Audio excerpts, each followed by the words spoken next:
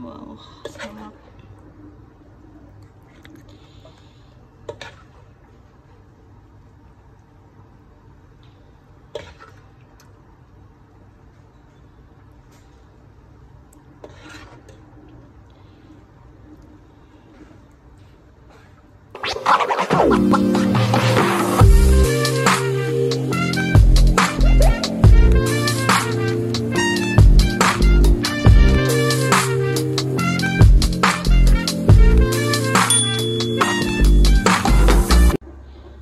Hi guys, tara samahan nyo ko ngayon magluto ng pata Kim. So ito yung ating pata guys, nalinisan natin yan.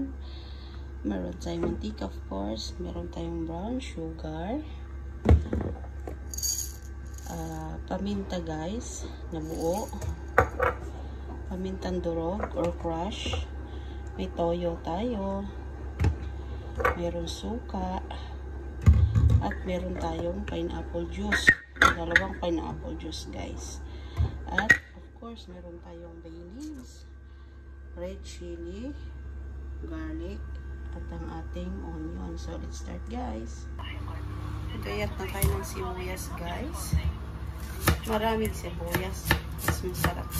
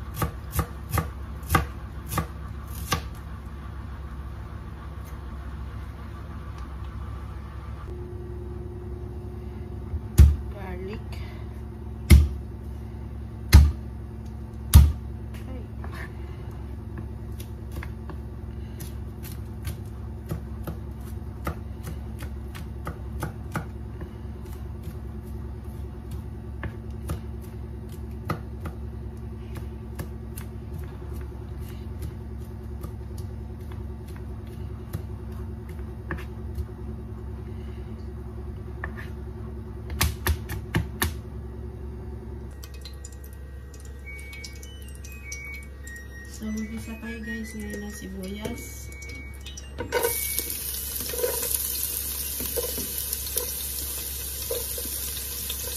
Maraming sibuyas guys, yes, masarap.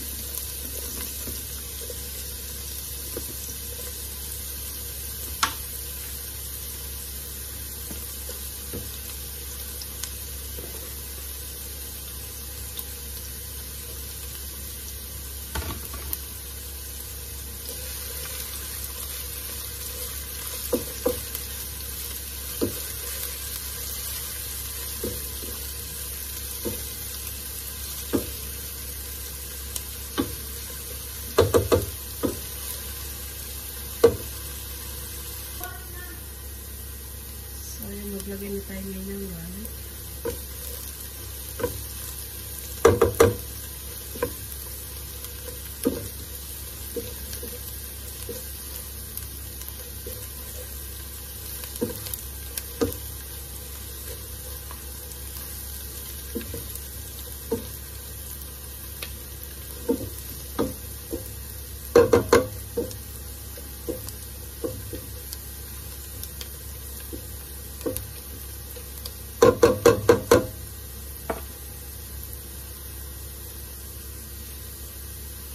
So, ayan, luto na yung hot garlic. Lagyan natin ang ating pata.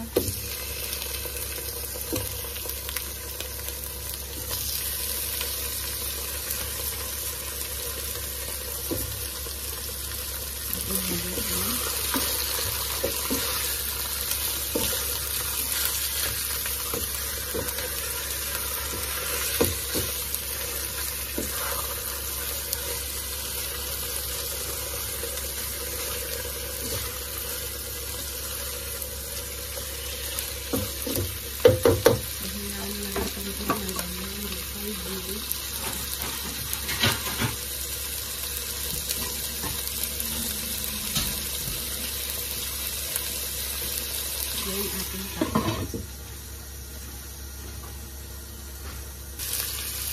So, ayun, after 4 minutes guys, nabango na siya. Ayan.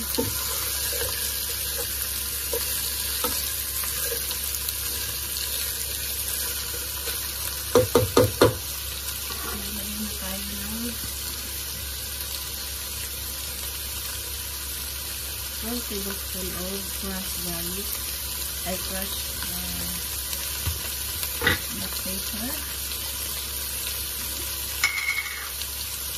Maglagay din tayo ng black pepper sauce.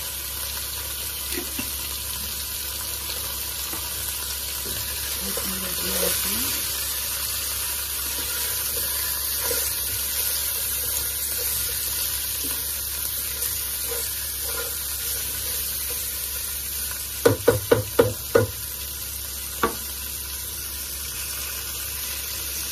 maglagay na tayo guys ng half cup of soy sauce.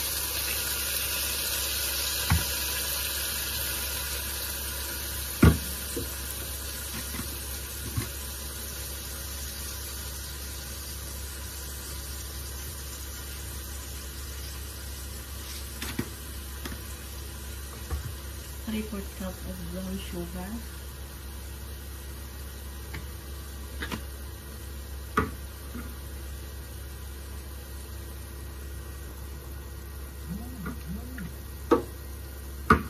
Ilagay na natin guys ang ating pineapple juice.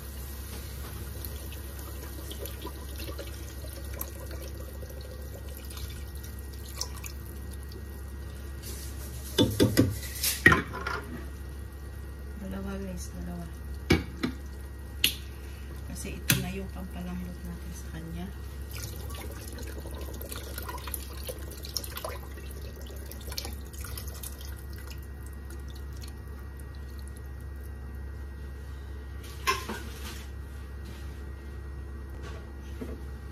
At maglagay tayo guys ng 3/4 cup of vinegar.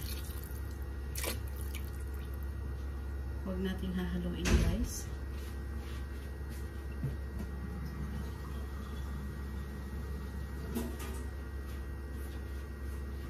At magdagdag tayo ng 1 cup of water. Kasi matagal talaga yung palambutin guys. So ayan. At maglagay na rin tayo guys ng bay leaves. 2 pirasong bay leaves. So, takpan lang po natin guys. After 15 minutes, balikan natin siya. So guys, after 15 minutes, ayan na siya. Ayan. Wow, ang bango na guys. Naamoy ko yung kanyang pineapple juice. So ayan, atin nang palambutin yan guys sa mahinang apoy. Ayan, inaantan natin hanggang sa siya ay lumambot na malambot. Pero takpan ulit natin guys ng 15 minutes more. So ayan na guys, after 15 minutes ulit. Ayan o. Ayan, medyo malambot na. Pero, gusto ko yung malambot siya guys. So, ayan. Hantayin natin siya.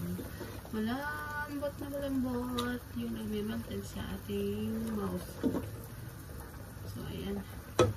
Sa ngayon guys, hindi na po natin siya tatakpan para mabilis siyang patuyo or mabilis siyang mag-reduce yung water. Kasi as long as may takip siya, yung water pumapasok pa rin po dyan sa loob kasi yung pawis or yung steam. So ayan, palambutin natin, pantay natin hanggang sa siya lumambot. So ayan na guys, maglalagay na tayo ngayon ng sili. Lagyan natin ng sili. Ayan, kasi ang sili nakapapadagdag din niya ng lasa. Kasi habang siya pinapakuluan natin guys, lalambot din yung sili. So yung lasa niya pumupunta doon sa ating karne or sa ating niluto. So ayan. So baliktarin natin. Ayan, medyo malambot na talaga siya. Antay lang natin na mag-reduce yung kanyang sabaw guys. Sa mahinang apoy. Ayan. Ayan. Yun palang yummy na guys.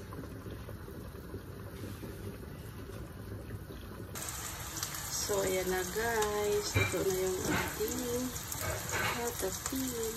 Sarap. O, ayan guys. Masarap yung sila naman. Sarap isabaw yan sa kanin. Diba? Let's eat, guys. Yan, nakapadami na naman tayo ng kain. Sira mo na ang diet ngayon. Ilambot na niya. Wow. Yan.